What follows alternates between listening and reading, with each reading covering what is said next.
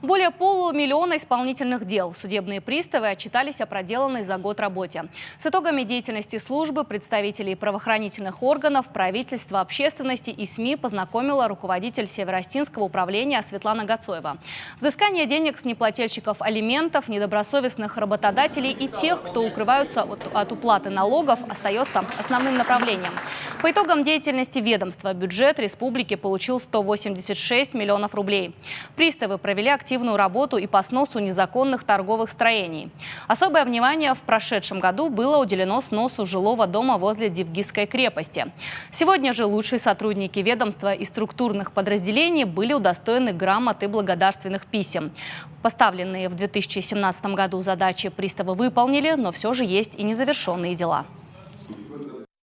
Есть должники по алиментам, которых мы еще не успели привлечь к уголовной ответственности, которые укрываются от исполнения своих обязательств, понимаете. Есть недобросовестные руководители юридических лиц, которые не хотят платить заработную плату.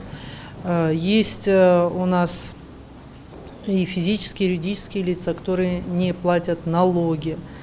И над всем этим мы работаем. Конечно, мы ставим задачи, нам надо их выполнять.